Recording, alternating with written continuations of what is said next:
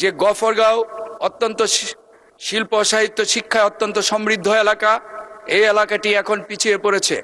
এই এলাকায় যদি একটি বিজ্ঞান এবং প্রযুক্তি বিশ্ববিদ্যালয় স্থাপন করা যায়, শুধু ময়মনসিংহ না, ঢাকার যেহেতু শেষ প্রান্ত, ঢাকা গাজীপুর জেলার শেষ প্রান্ত ঢাকা বিভাগের, তেমনি কিশোরগঞ্জ জেলারও শেষে এবং ময়মনসিংহ জেলা, তিনটি জেলার মধ্যস্থলে আমি অবস্থিত। সুতরাং এইখানে যদি একটি বিশ্ববিদ্যালয় স্থাপন করা যায়, তাহলে অত্যন্ত সেই বিশ্ববিদ্যালয়টিতে আমাদের সেই অবহেলিত জনপদের মানুষ যেমনি ছাত্ররা যেরকম লেখাপড়া করতে পারবে, দূর দূরান্তে যেতে হবে না, ঠিক তেমনি পার্শ্ববর্তী জেলাগুলোরও যারা আমাদের ছাত্রছাত্রীরা আছে তারাও সেখানে পড়াশোনা করে ভবিষ্যতে এই দেশ গড়ার আমাদের মাননীয় প্রধানমন্ত্রীর যে মহাপরিকল্পনা, সেই পরিকল্পনা বাস্তবায়িত হবে এবং তারা এই দেশ গঠনে ভূমিকা রাখতে পারবেন।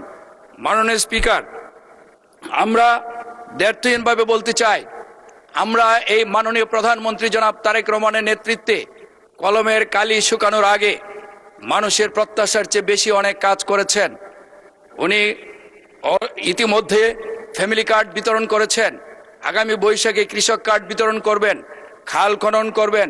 দেশ সংস্কার করতে হলে আমরা বিশ্ববিখ্যাত মনীষীর কথা শুনেছি যে আমাকে একজন শিক্ষিত মা দাও, তোমাকে আমি একটি শিক্ষিত জাতি দিব। আমরা যদি শিক্ষা ব্যবস্থাটাকে যদি ঢেলে সাজাতে না পারি, আমরা যদি উচ্চ শিক্ষায় আমাদের সন্তানেরা যদি শিক্ষিত না হতে পারে, তাহলে আমাদের এই দেশ গড়ার পরিকল্পনা বাস্তবায়ন হবে না। মাননীয় স্পিকার, আমি আমার এলাকায় যে বিজ্ঞান এবং প্রযুক্তি বিশ্ববিদ্যালয় হোক, পাবলিক বিশ্ববিদ্যালয় হোক, একটি বিশ্ববিদ্যালয় স্থাপন, এই আমাকে যিনি আবিষ্কার করেছিলেন আমাদের মাননীয় আপসীন দেশনেত্রী দেশমাতা বেগম খালেদা জিয়া, যিনি আজকে আমি এই সংসদে এসেছি, উনি 2013 সালে একদিন আমাকে গুলশান অফিসে বলেছিলেন তুমি ওখানে কাজ করো। মাননীয় স্পিকার, যে আজকে মহান নেত্রী আমাদের মধ্য থেকে হারিয়ে গেছেন, আজকে এখানে যিনি সংসদ নেতা হওয়ার কথা ছিল, আজকে উনি আমাদের মধ্যে নেই।